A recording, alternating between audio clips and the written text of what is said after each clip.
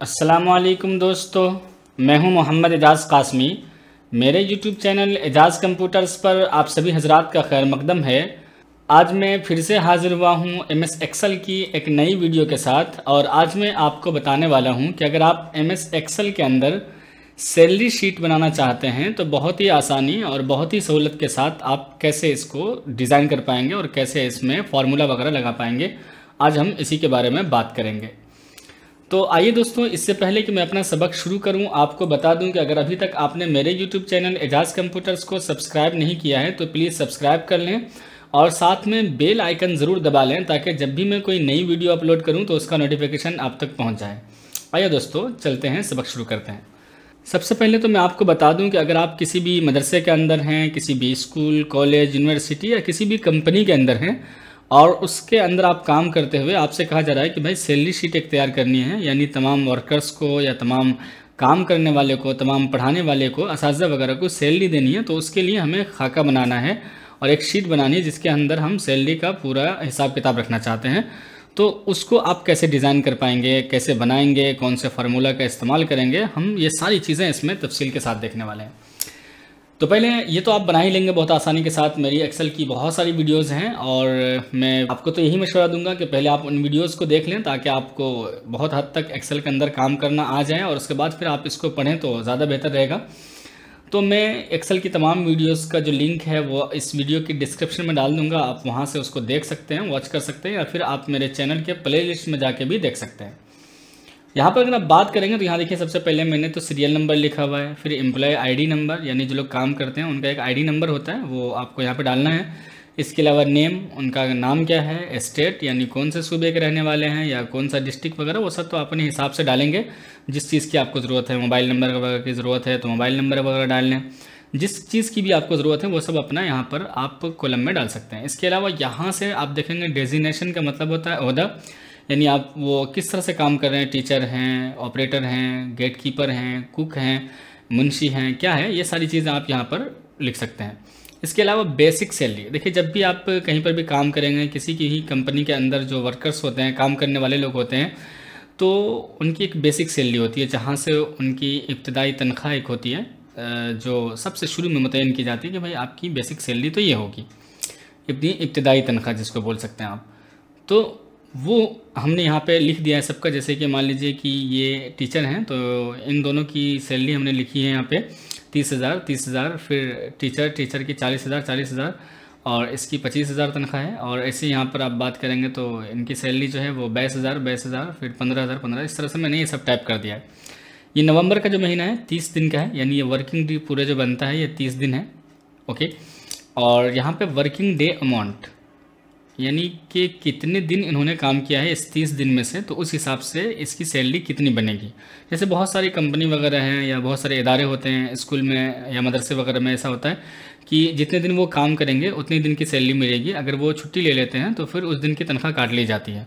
अगर ऐसा है तो आप वर्किंग डे अमाउंट कैसे निकालेंगे कि कितने दिन उन्होंने काम किया तो उस हिसाब से इनकी सैलरी कितनी बन रही है, उसका फार्मूला हम कैसे लगाएंगे, तो पहले उसको देख लेते हैं। तो वर्किंग डे अमाउंट का मतलब आप समझ गए होंगे कि 30 दिन में से इन्होंने जितना भी दिन काम किया हो उसका अमाउंट कितना बनकर आता है वो यहाँ पर आना चाहिए। तो वर्किंग डे अमाउंट के लिए आपको फार्मूला लगाना होगा। सबसे पहले तो इक्वल का निशान देंगे हम यहाँ पर और उसके बाद बेसिक सैलरी वाले खाने पर हम क्लिक करेंगे। ओके, उसके बाद आपको देना है ज़रब का निशान और फिर हम वर्किंग डे वाले इस खाने पर क्लिक करेंगे तो यहाँ पर M10 आ जाएगा, इसका सेल का जो नाम है वो आ जाता है यहाँ पर।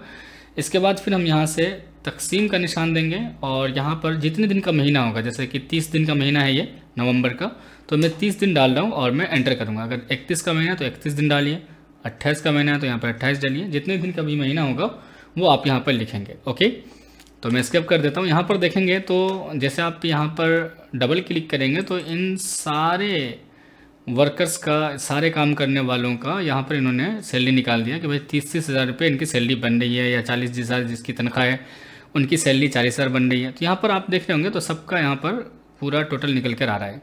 मान लीजिए इसकी तनख्वाह 30,000 रुपये और इन्होंने सिर्फ 25 ही दिन काम किया, 5 दिन छुट्टी कर लिया इन्होंने।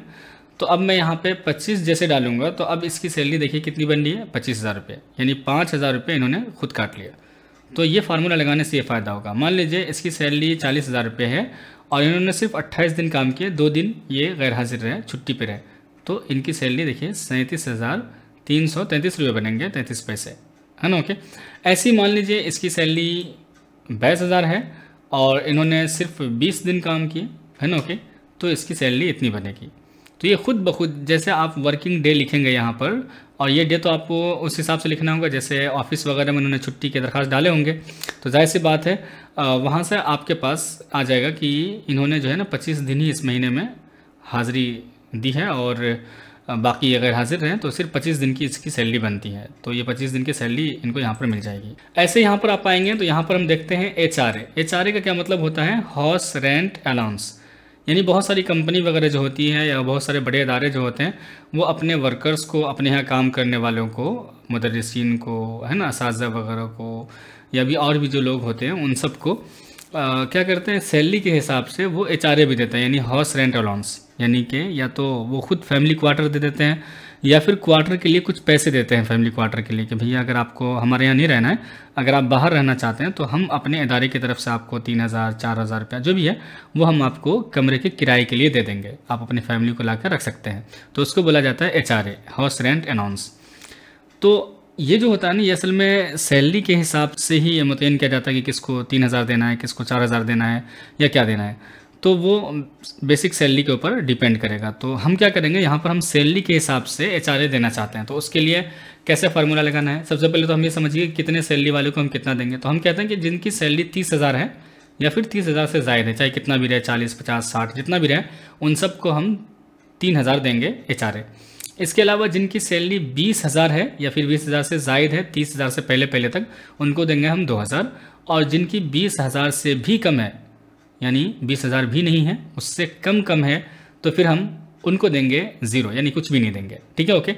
तो उसके लिए हम फार्मूला लगाएंगे यहाँ पे इंसर्ट फंक्शन से। तो इस पर हम जाते हैं, इफ़ पर क्लिक करेंगे, ओके करेंगे, और यहाँ से लॉजिकल टेस्ट में हम यहाँ से बेसिक सैलरी वाले पे क्लिक करेंगे। उसके बाद हम लगाएंगे ग्रेटर देन, ओके, और उसके बाद फिर बराबर का निशान कि अगर किसी की सैलरी ज़ायद हो या फिर बराबर हो किसके, 30,000 के। तो मैं यहाँ से लिख देता हूँ 30,000, तो उसको हमें देना है हाउस रेंट कितना, 3,000।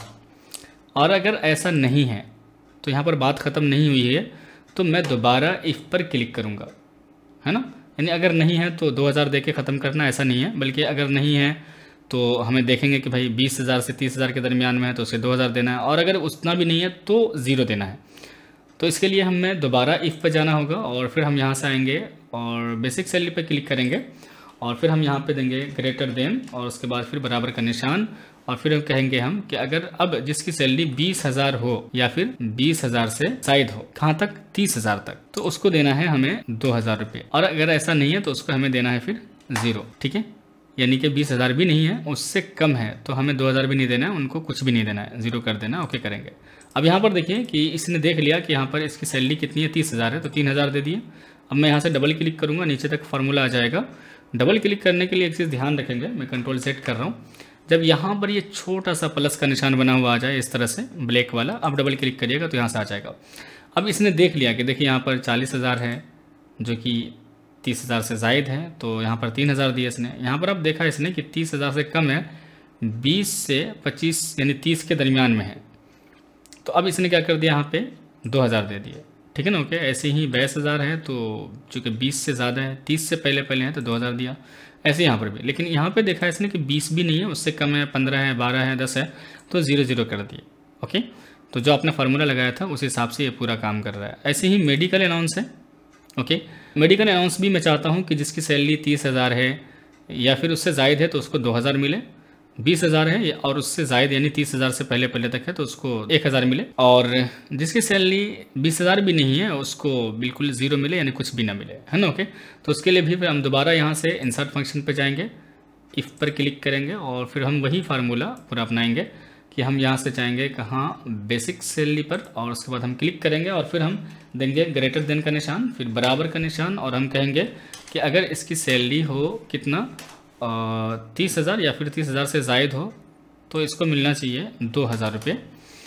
और अगर ऐसा ही नहीं है तो इफ़ पर हम दोबारा क्लिक करेंगे और फिर हम बेसिक सैलरी पे क्लिक करेंगे और फिर हम कहेंगे कि या तो ज़ायद हो या फिर बराबर हो किसके 20,000 के। ओके, तो इनको मिलना चाहिए अब 1,000, और अगर ऐसा भी नहीं है तो कुछ भी नहीं मिलना चाहिए, 0 मिलना चाहिए, और हम ओके करेंगे।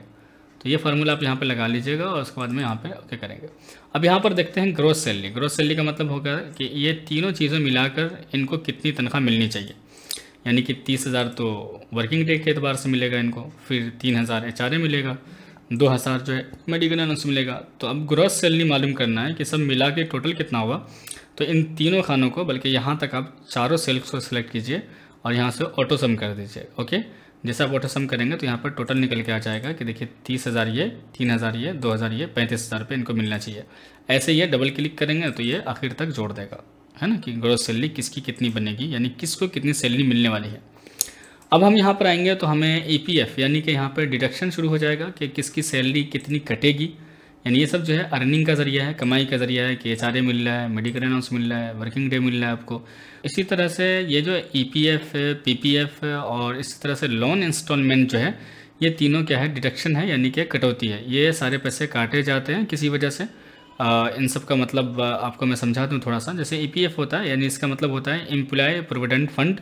इसका मतलब ये होता है कि 12% आपके सैलरी में से काट लिए जाते हैं, है ना। ये एक सरकारी कानून होता है, या फिर किसी भी बड़ी कंपनी वगैरह में काम करेंगे तो वहाँ पर भी आपको ये सहूलत मिलेगी कि 12% आप में से काट लिए जाएंगे और 12% कंपनी या सरकार खुद मिलाकर आपको देगी। इसी तरह से एक पब्लिक प्रोविडेंट फंड होता है, यानी अगर आप सरकारी इसमें नहीं हैं और फिर भी आप पैसे जमा करना चाहते हैं अपनी सैलरी में से या कहीं से कटाना चाहते हैं, तो वो आप अपने तौर से कटवा सकते हैं 12% या जितने भी परसेंट। ऐसे ही लोन इंस्टॉलमेंट का मतलब होता है कि कुछ आपने ले लिया हुआ, जैसे मोबाइल, कंप्यूटर, लैपटॉप वगैरह कुछ आपने ले लिए हुए और आप कह रहे हैं कि भाई हमारी तनख्वाह में से काट लेना। तो इस तरह की ये कटौती वगैरह है जिसको हम अपने सैलरी में से कटा रहे हैं। मान लीजिए EPF हमें कटवाना है 12%, तो उसके लिए हमें क्या करना होगा, क्या फार्मूला लगाना होगा।